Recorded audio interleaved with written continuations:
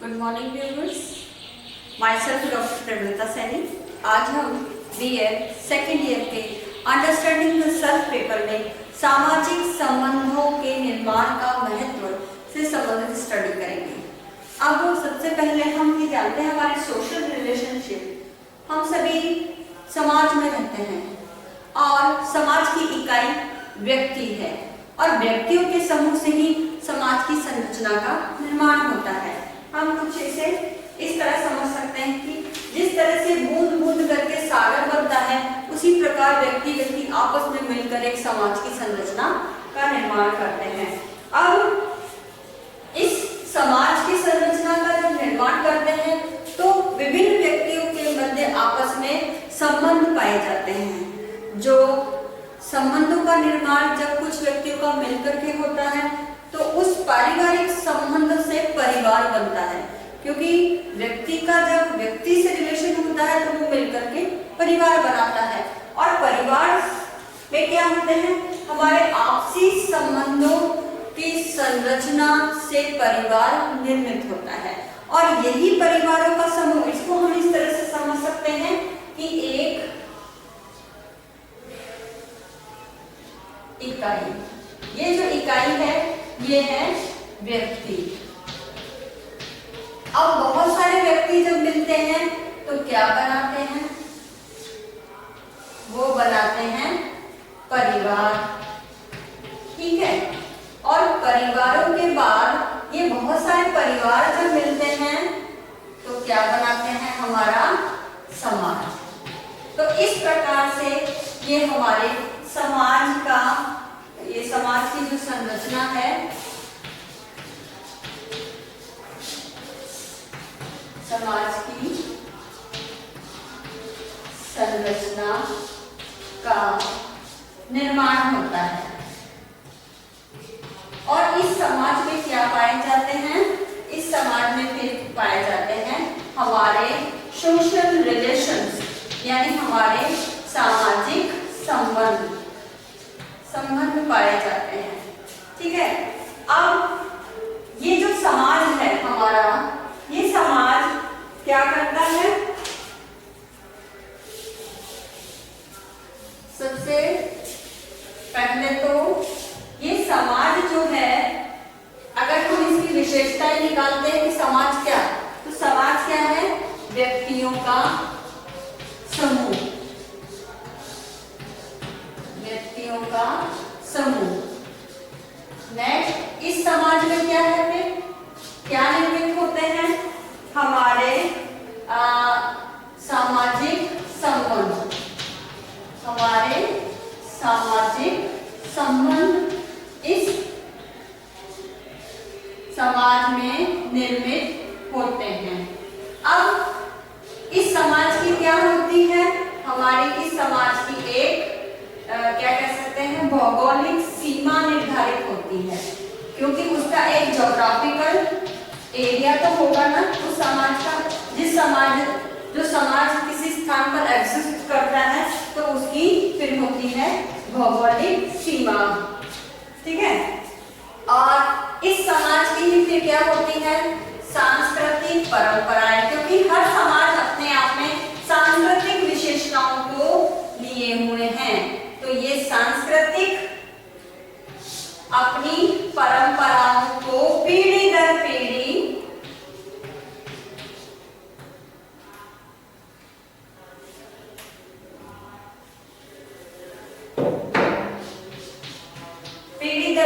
ये जो समाज है ये अपनी सांस्कृतिक विशेषताओं को अपने अंदर सजाए हुए हैं, जिसको पीढ़ी दर पीढ़ी हस्तांतरित करता है। अब इसके पश्चात इस समाज के अपने रीति रिवाज होते हैं, रीति रिवाज होते हैं। नेक्स्ट, इसके अंतर्गत इस समाज में जो व्यक्ति होते हैं उनकी अपनी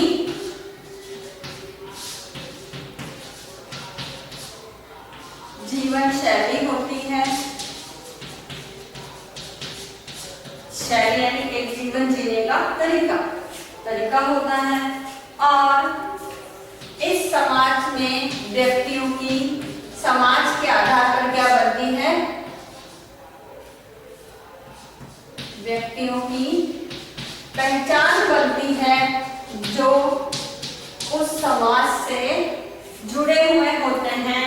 और इस पहचान के बाद ही क्या है, हमारा एक जीवन के प्रति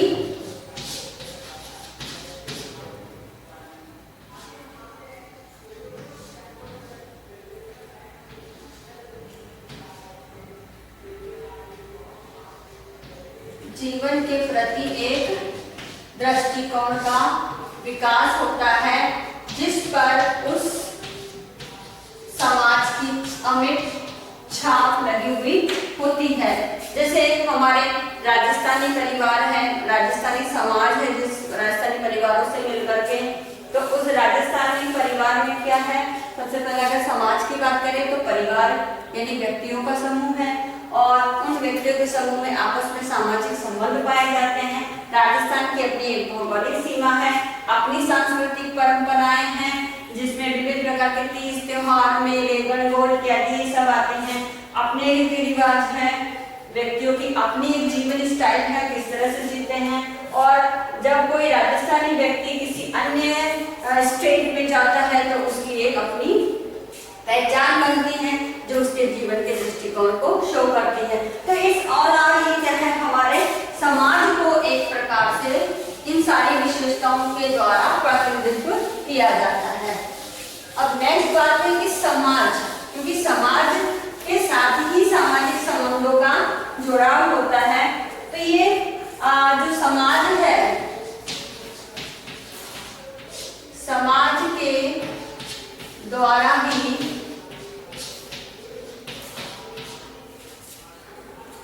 संपूर्ण विश्व का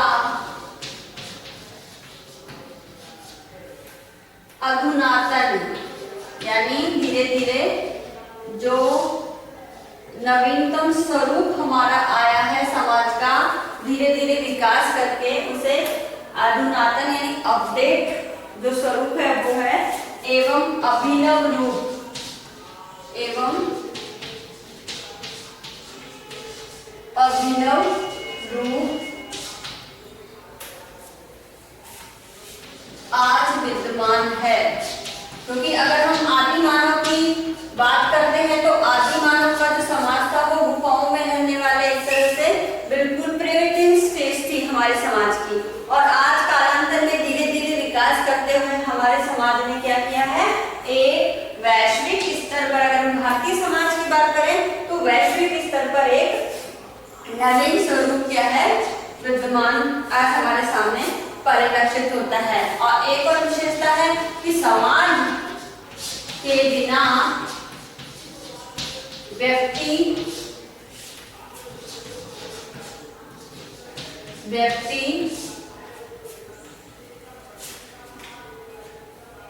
अपने कार्यों को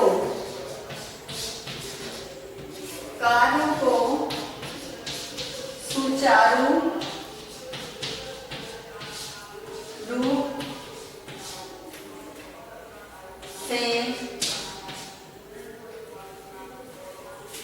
संचालित या संचालित नहीं कर सकता।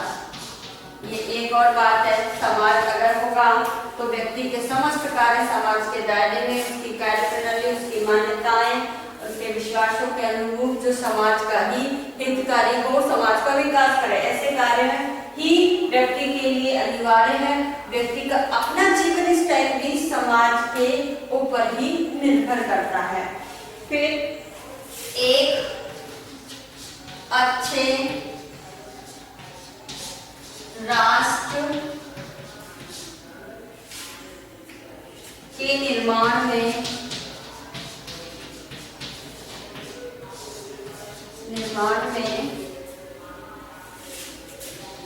समाज की भूमिका एक अंश की तरह है। यानी एक समाज क्या है, राष्ट्र का एक अंश है और बहुत सारे समाज मिलकर ही हमारे भारतीय समाज की संरचना का निर्माण करते हैं। तो इस प्रकार से एक अच्छे राष्ट्र के निर्माण के लिए विभिन्न प्रकार के समाजों का संयुक्त रूप में होना आवश्यक है, तभी एक अच्छा राष्ट्र का निर्माण हो सकता है। अब मनुष्य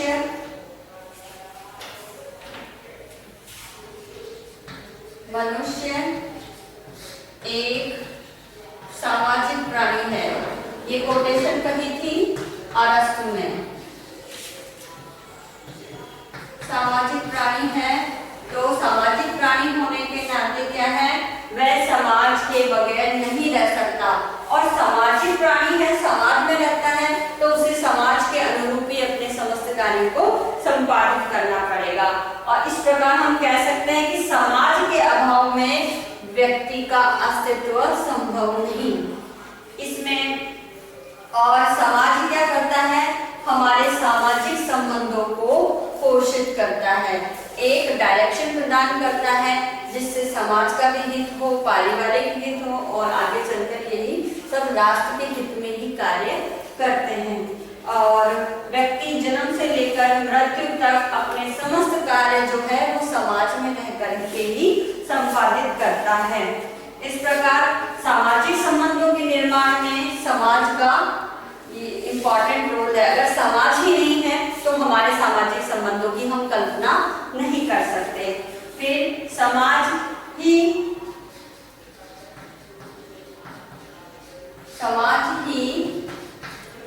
सभी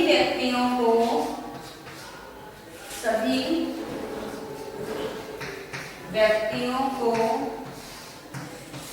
पोषित करता है, यानी पालता है। एक तरह से जिस प्रकार से माँ अपने बच्चों का लालन पालन करती है, उनका पोषण प्रदान करती है, उसी प्रकार समाज भी अपनी समस्त गतिविधियों के माध्यम से व्यक्तियों को पोषित करता है।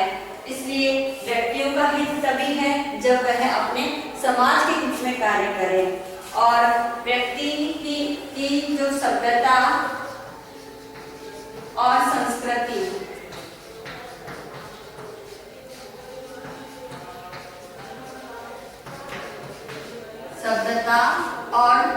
संस्कृति के विकास का आधार भी क्या है, हमारा समाज ही है। अगर समाज नहीं होता तो व्यक्तियों के द्वारा जो सभ्यताएं विकसित की गई और संस्कृति का विकास किया गया उन सभ्यताओं के दौरान, जैसे मोहनजोदड़ो सिंधु घाटी सभ्यता है, तो ये सारी जो सभ्यताएं हैं और संस्कृति है, इनका विकास का आधार भी क्या है, समाज है। जब समाज ही होगा तभी व्यक्ति द्वारा निर्मित की गई सभ्यताएं और संस्कृति का विकास संभव है। इस प्रकार अरस्तु ने एक डेफिनेशन कही है। अरस्तु ने कहा कि यदि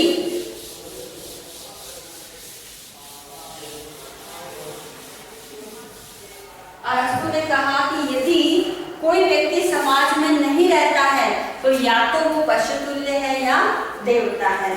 और इस प्रकार अरस्तु ने जो बात कही उसके आधार पर जो व्यक्तियों का विकास है वो, या व्यक्ति का जो ओरिजिन है वो समाज में रहकर ही संरक्षित और सुरक्षित वातावरण के अंतर्गत हो सकता है, जो उसे समाज प्रदान करता है। कालांतर में जो मनुष्य रहा करते थे वो गुफाओं में रहते थे, और गुफाओं में जो रहते थे वो एक प्रकार से आज की तुलना में अगर हम बात करें तो गुफाओं में रहने वाले व्यक्ति या तो सन्यासी होते हैं या ऋषि मुनि होते हैं, जिनका समाज से कोई लेना देना नहीं होता, वो सांसारिक इच्छाओं से परे या मुक्त होते हैं। उन्हें अपने परिवार, समाज या राष्ट्र से कोई लेना देना नहीं, वे अपनी आध्यात्मिक उन्नति के लिए इस प्रकार के जंगलों में जाकर के गुफाओं में रहते हैं और अपने आध्यात्मिक विकास करते हैं। तो इसी प्रकार जो रॉबिन्सन क्रूसो है, रॉबिन्सन क्रूसो ने भी अपने एक नाटक था उनका, उस इसमें इस प्रकार के एक सामान्य नाटक में सामान्य व्यक्ति की कल्पना की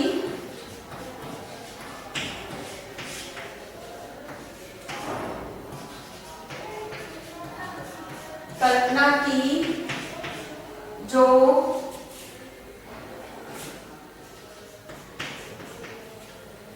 शांति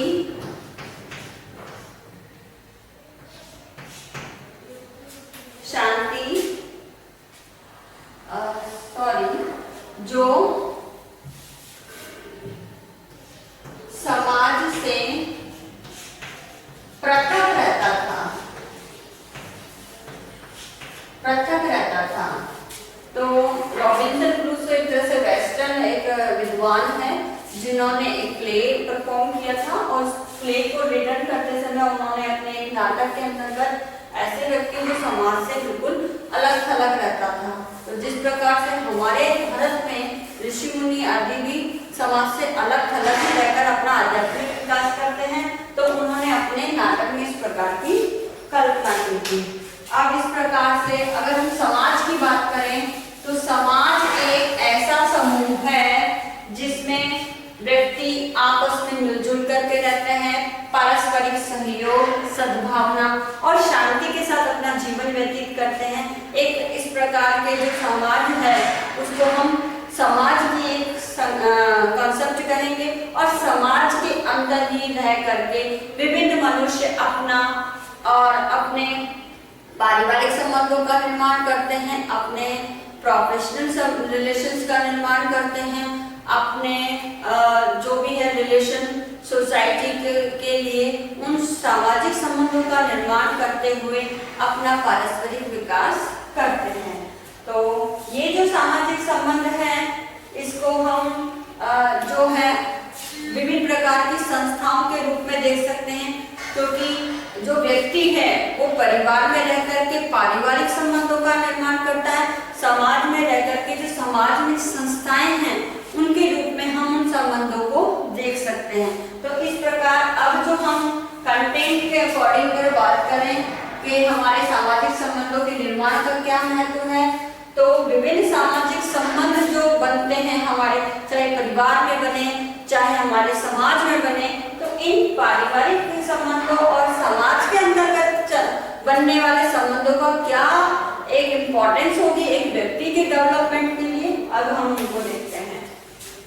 अब पारिवारिक संबंधों सबसे पहला तो हम ये देखते हैं, सबसे पहला पॉइंट है व्यक्ति की प्रवृत्ति।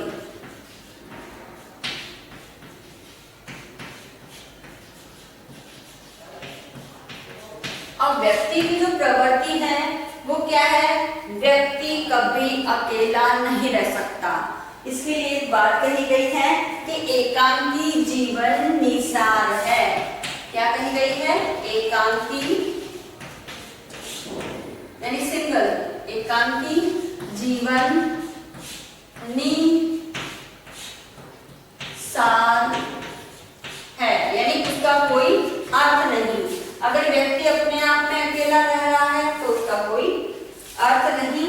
इस प्रकार सामाजिक संबंध ही क्या करते हैं, व्यक्ति को एक जीवन जीने का आधार प्रस्तुत करते हैं और सामाजिक संबंधों का निर्माण व्यक्ति अपने जन्मजात और प्रवृत्ति जन्य स्वभाव के कारण ही अपने सामाजिक संबंधों का निर्माण करता है। यानी ये व्यक्ति के स्वभाव में होता है, उसकी प्रवृत्ति में होता है और जन्मजात होता है सामाजिक संबंधों का निर्माण करना।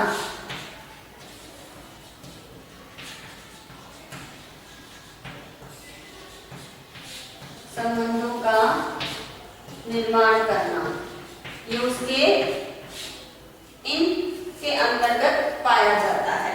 अब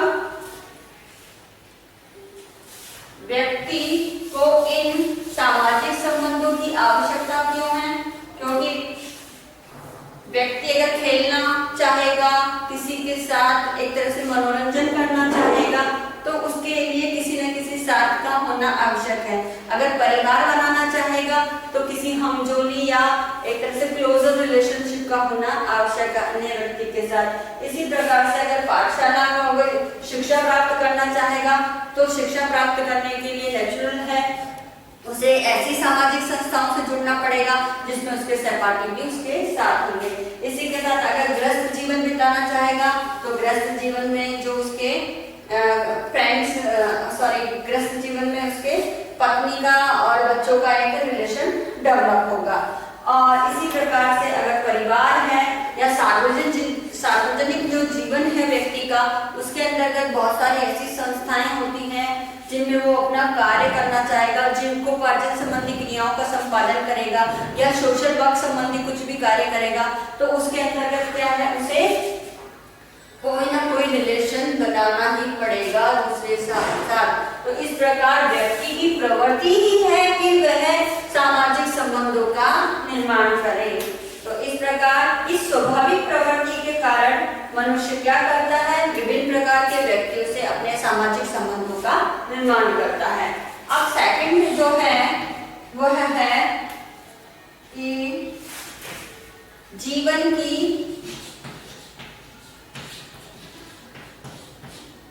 आवश्यकताओं की पूर्ति। अब नेचुरल है हम हमारे जीवन यापन करने के लिए क्या करेंगे, हमारे जो बेसिक नीड्स है रोटी कपड़ा मकान, तो रोटी कपड़ा मकान ये जो हमारी बेसिक नीड्स है उनकी पूर्ति क्या कर सकते हैं, हम समाज में रह करके ही कर सकते हैं। और समाज में भी इन रोटी कपड़ा मकान की आवश्यकताओं की पूर्ति के लिए हमें संबंधों का निर्माण करना आना चाहिए। इसके साथ ही अगर हम बालक की बात करें तो जब बालक जन्म लेता है तो शुरू में वो असहाय होता है, उसकी शिशुअवस्था बाल्यावस्था में वो अपने माता पिता पर निर्भर करता है और धीरे धीरे उनका पालन पोषण से उसका विकास होता है और वो एक युवा में परिवर्तित होता है। तो इस प्रकार जब वह शिक्षा प्राप्ति के लिए जाता है, क्योंकि जीवन की आवश्यकताओं में एजुकेशन भी इंपॉर्टेंट रोल प्ले करती है, इसलिए हमारे कॉन्स्टिट्यूशन ने उसे मौलिक अधिकारों के अंतर्गत शामिल किया है। तो शिक्षा प्राप्ति के लिए अगेन उसे विद्यालय में जाना पड़ेगा और अपने इस प्रकार के हमजोली टाइप पीयर ग्रुप के रिलेशन के रूप में अन्य बालकों से संबंध बनाने ही पड़ेंगे। तो अपने इन बेसिक सभी जीवन की आवश्यकताएं, चाहे वो शारीरिक हो, मानसिक हो या आर्थिक हो, तो इन आवश्यकताओं की पूर्ति के लिए उसे किसी न किसी रूप में सामाजिक संबंधों का निर्माण करना आना चाहिए। तो इसलिए भी इसका इम्पोर्टेंट रोल है। एंड अनदर थिंग इज जीवन की सुरक्षा की आवश्यकता।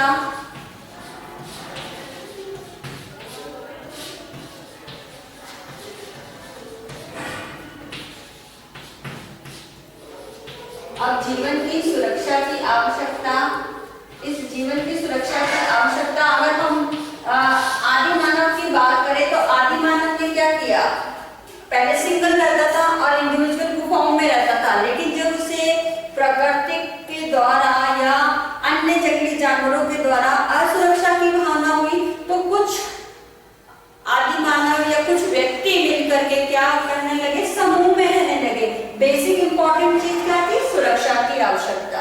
और जब सुरक्षा की आवश्यकता की दृष्टि से वो समूह में रहने लगे तो धीरे धीरे एक छोटा सा एक तरह से कस्बा बना, फिर गांव बना और गांव से मिलकर के धीरे धीरे बहुत सारे इस तरह से रिलेशन डेवलप होते गए और सामाजिक संबंधों का निर्माण होते होते कालांतर में आज हम समाज देखते हैं जिसमें गवर्नमेंट के माध्यम से विभिन्न कानूनों और जो पुलिस की प्रशासनिक व्यवस्था है उसके माध्यम से हम क्या करते हैं, सुरक्षा का के दृष्टि से वह भी किसकी व्यवस्था है, समाज की प्रशासनिक व्यवस्था जिसमें पुलिस के द्वारा हम लोगों को सुरक्षा प्रदान की जाती है, वह भी हमारे समाज की जिसमें सरकार स्थापित की, सरकार के द्वारा ये व्यवस्था की गई है। तो सुरक्षा, जीवन की सुरक्षा की दृष्टि से, क्योंकि आज के समय में आतंकवादी और आपराधिक प्रवृत्ति इतनी ज्यादा विकसित होती जा रही है कि हमें असुरक्षा की भावना विकसित हो गई है और इस असुरक्षा की भावना को दूर करने के लिए हमें क्या करना चाहिए, हमारे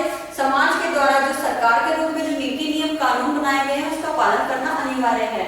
इसलिए हमारे सामाजिक संबंधों के निर्माण क्या करता है, हमारे जीवन की सुरक्षा की आवश्यकताओं को पूर्ण करता है।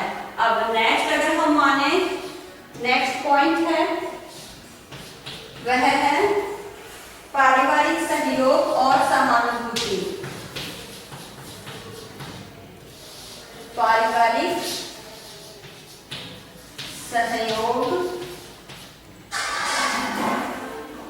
एवं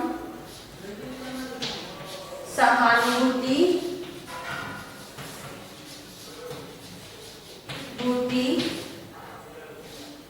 की प्रवृत्ति। अब पारिवारिक सहयोग, क्योंकि परिवार में रह करके ही हम पारिवारिक मूल्य और नैतिक नियमों को समझ सकते हैं, और परिवार को हम एक तरह से क्या कह सकते हैं, बेसिक नींव हमारे समाज की कह सकते हैं, और विद्यालय क्या है, समाज का लघु रूप। तो पारिवारिक सहयोग और सहानुभूति की भावना का सबसे पहले जो कंसेप्ट आता है वो परिवार में रह करके ही बालक अपने सहयोग की भावना, या यूं कह सकते हैं कि पारिवारिक मूल्य और नैतिक नियमों को सीखता है। इसके पश्चात वह विद्यालय में जाता है।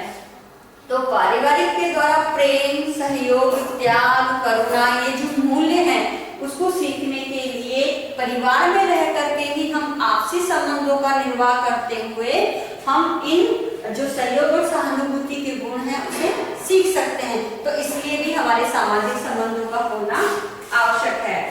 एट द लास्ट है हमारी बौद्धिक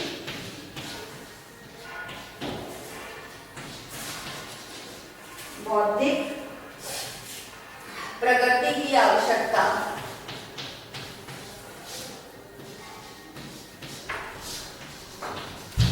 बौद्धिक प्रगति की आवश्यकता, ये आज लास्ट पॉइंट है।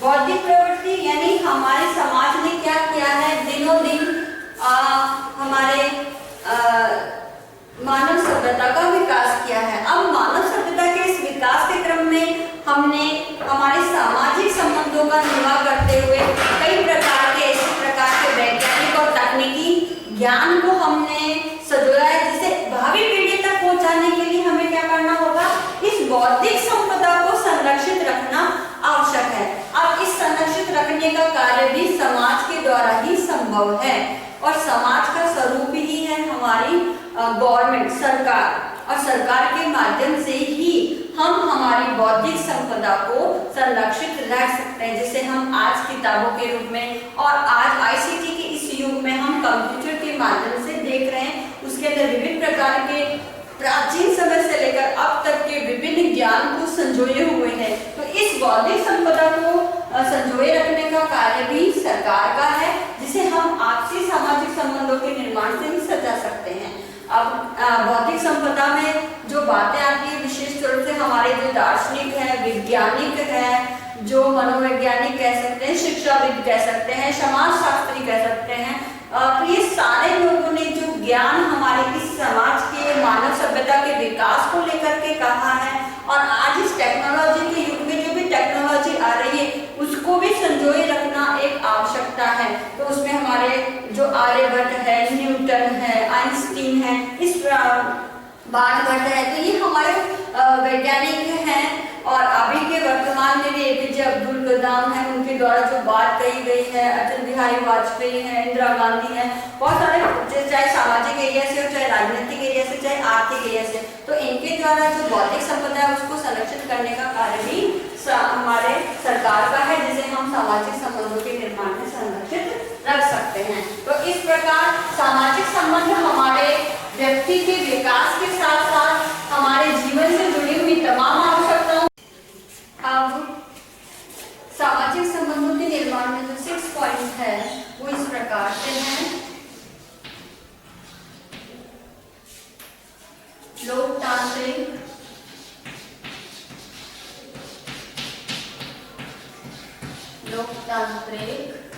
भावना का विकास, क्योंकि हमारे देश में लोकतांत्रिक या लोकतंत्र को शासन प्रणाली के रूप में अपनाया गया है, जिसमें जनता का जनता के लिए शासन होता है और इसमें जो भी नियम कानून बनाए जाते हैं वो भी जनता के द्वारा चुने हुए प्रतिनिधियों के माध्यम से ही बनाए जाते हैं और उन्हें उन प्रतिनिधियों के माध्यम से ही पूरे देश में लागू किया जाता है। अब समाज, एक तरह से हम भारतीय समाज की जब बात करते हैं तो भारतीय समाज भी लोकतांत्रिक स्वरूप को अपनाए हुए हैं, जिसमें समाज के द्वारा विभिन्न लोगों के हितों की सुरक्षा के लिए कई प्रकार के नियम और कानून बनाए जाते हैं और सभी व्यक्तियों का इन नियम और कानूनों का पालन करना अति आवश्यक है ताकि उनके जीवन को सुरक्षा प्रदान की जा सके और साथ ही वह अपने कर्तव्यों और अधिकारों का भी समुचित रूप से उपयोग कर सके। अब अगर लोकतांत्रिक शासन प्रणाली में व्यक्तियों द्वारा अपने नियमों और कानूनों का पालन किया जाएगा तो ये उनके हित में ही होगा और उनको पालन करना अनिवार्य भी है। तो इस प्रकार से हमारे सामाजिक संबंधों के निर्माण में जो लोकतांत्रिक भावना है उसका भी एक इम्पोर्टेंट रोल है, क्योंकि सामाजिक संबंधों के साथ ही कि जैसा मैं करूंगा मुझे देख करके ही दूसरे व्यक्तियों द्वारा उसे फॉलो किया जाएगा। तो इसी का अनुसरण करते हुए सामाजिक संबंधों का निर्माण होता है जो लोकतांत्रिक भावना के विकास के लिए इम्पोर्टेंट है और इसी में ही समाज का हित और समाज की सुरक्षा भी संभव है।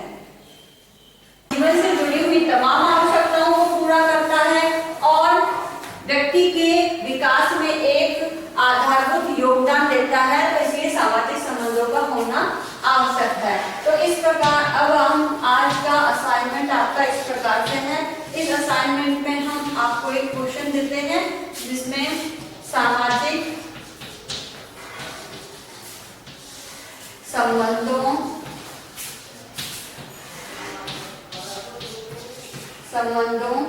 के निर्माण का महत्व बताइए। इसका आंसर आपको 300 वर्ड्स में देना है। 300 वर्ड्स में देना है और आप जब भी कॉलेज आए अपने साथ 5 मार्क्स बना के लाए, ये भी आपका असाइनमेंट है। साथ ही अपने सोशल मीडिया ग्रुप में जो एडवाइजरी गवर्नमेंट ऑफ इंडिया द्वारा कोरोना वायरस के बचाव हेतु जारी की गई उसके पोस्टर बना के लोगों को ज़्यादा से ज़्यादा शेयर करिए और फेस पर सदा मास्क लगा के रखिए। घर से जब भी बाहर जाए आवश्यक हो तो ही बाहर जाना है, 2 फीट की सोशल डिस्टेंसिंग का पालन करना है। अपने हाथों को बार बार सैनिटाइज करें, बार बार साबुन से धोएं और खांसी, छींक या कोरोना वायरस से रिलेटेड कोई भी सर्दी जुकाम या बुखार जैसे सिम्टम्स नजर आते हैं तो आप लोग जाकर के डॉक्टर से सलाह लें। आई होप ये वीडियो आपके लिए यूजफुल होगा। So thank you.